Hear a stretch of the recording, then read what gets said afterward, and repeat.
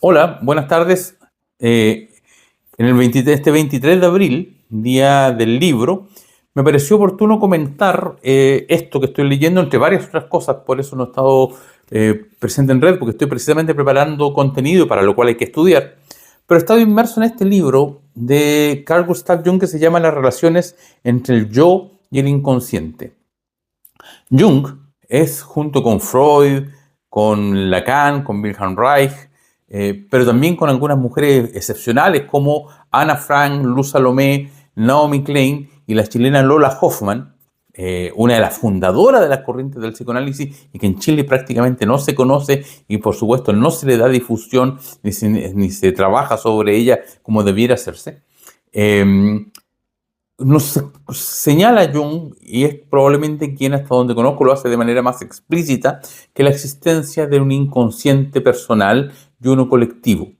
Y en este juego de conciencia y de inconsciencia que constituye nuestra personalidad, en el fondo estamos hablando de nuestras luces y nuestras sombras y que nos incluyen y nos afectan acerca de cómo nos comportamos diariamente en las luces y en las sombras. Y dentro de esto, Carl Gustav Jung dice que hay algunos puntos esenciales porque cuando trabajamos sobre el inconsciente y el consciente, es decir, nuestro sentido de estar aquí atentos a lo que hacemos, en el inconsciente hay una serie de contenidos personales.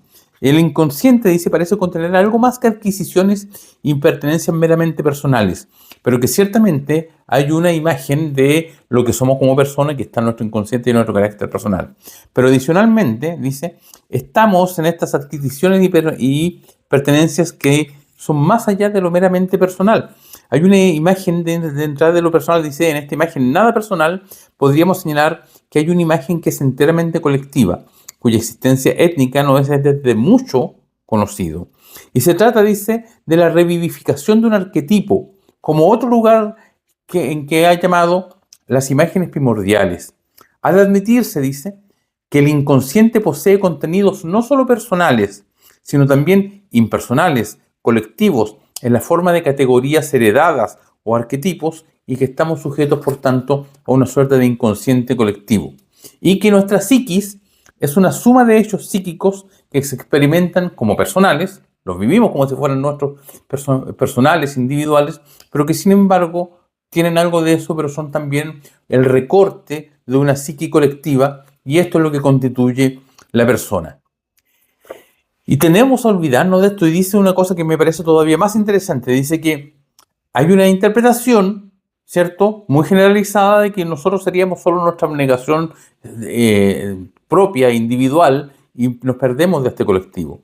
Y esta mala interpretación, dice, está muy generalizada, porque no se diferencia suficientemente entre individuación e individualismo. El individualismo consiste en destacar y acentuar deliberadamente la supuesta peculiaridad en oposición a los miramientos y obligaciones colectivos. Y en un cambio, la individuación significa precisamente un cumplimiento mejor y más pleno de lo que constituye las determinaciones colectivas del individuo, en cuanto que una consideración suficiente prestada a la singularidad individual permite esperar un rendimiento social más efectivo que si esa singularidad se desatiende o se reprime.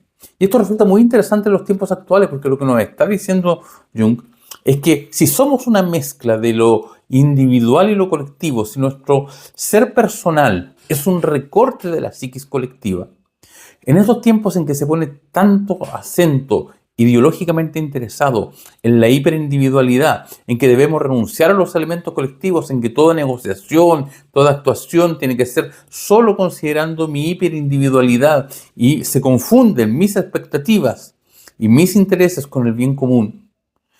Tenemos que atender a esto porque lo que está diciendo es que aquí hay una cierta falla de nuestra psiquis y de nuestro actuar, porque estamos queriendo desconocer lo colectivo. Y ese desconocimiento intencionado de una cierta ideología de lo colectivo, en definitiva, nos viene a hacer más ineptos y más inoperantes. Pensemos en lo siguiente. En Chile hay toda una discusión acerca de la violencia en las escuelas, en los colegios, porque hay alumnos que están haciendo primero actos de violencia a partir de un joven que aparentemente tiene algún nivel de trastorno de personalidad en que mata a una funcionaria y deja herido a otros tantos. Y luego se produce una serie de llamados en varios colegios a que se van a producir atentados contra las personas. Y esto no se olvida, por ejemplo, que los adolescentes están centrados y vivencian de una manera muy importante la simbiosis con el resto y la imitación como una manera de ir constituyendo su individualidad adulta. Y entonces lo que ocurre es que cuando creemos que eso va a bastar solo con revisar mochilas, solo con expulsar al que comete algún acto menor o grave y de sancionarlo y poner fácil la pena, se nos hace olvidar que somos una entidad colectiva y que necesitamos generar una cultura del respeto, una cultura de la no violencia, una cultura de la convivencia pacífica, porque no van a bastar las medidas individuales, porque ninguno de nosotros es solo un sujeto individual, sino un ente colectivo. Y esto me parece que trae en primer lugar una revisión de quiénes hablan y quiénes promueven la violencia, porque estamos llenos en redes sociales de quienes promueven la ideología hiperindividual, de una forma de comunicarse a gritos, con garabatos, con denostación del otro y con permanente ataque del otro, con una permanente agresividad, y creemos que después tengamos un entorno pacífico. Y resulta que también en una parte, Jung, acerca de los fenómenos y los efectos del inconsciente, dice que si tomamos en cuenta lo que aquí ocurre, se presenta como una supuesta individualidad, pero con una supuesta humildad del que dice y del que se atreve desde su propio contenido a dar lecciones a otro. Dice que detrás de una gran humildad está lo más próximo al orgullo, y que el orgullo viene siempre antes de la caída.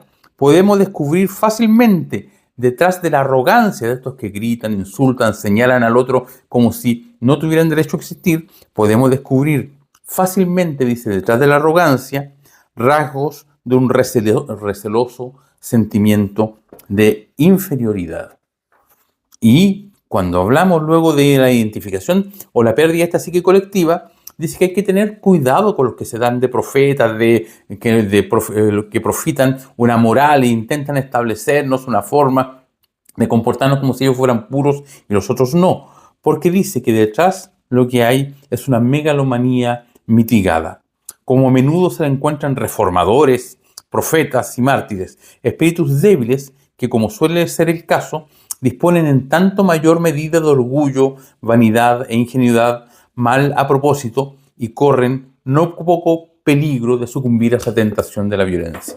Entonces, me parece que tenemos que atender a esto. Los discursos hiperindividualistas nos están queriendo hacer olvidar artificialmente la necesidad del colectivo y la necesidad del trabajo cultural, de generar una cultura en que todos quepamos sin violencia, sin agresión, y luego pontificar acerca de que el que agrede, que no soy yo, sería un enemigo de todos nosotros y hay que controlarlo.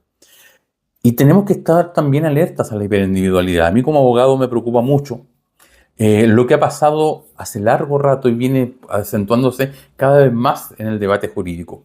Una hiperconcentración en la especialidad, como si, haciéndonos perder el todo, una hiperconcentración en el interés individual de la disputa, confundiendo el momento del juicio en que un interés se disputa con otro, quien tiene la razón, por un fenómeno colectivo del derecho, como si el derecho no fuera algo colectivo y social. En los años 30 en adelante hubo una época, precisamente en entreguerra, después de la Primera y Segunda Guerra Mundial, hubo una época en que los principios del derecho eran la justicia, la seguridad jurídica y el bien común. Y hoy día este criterio hiperindividual e hiperempresarial nos habla de la necesidad de la certeza jurídica. Pero hace mucho rato que se viene olvidando la justicia y el bien común como criterios diferenciadores, y es tiempo de volver a plantearlos. Gracias.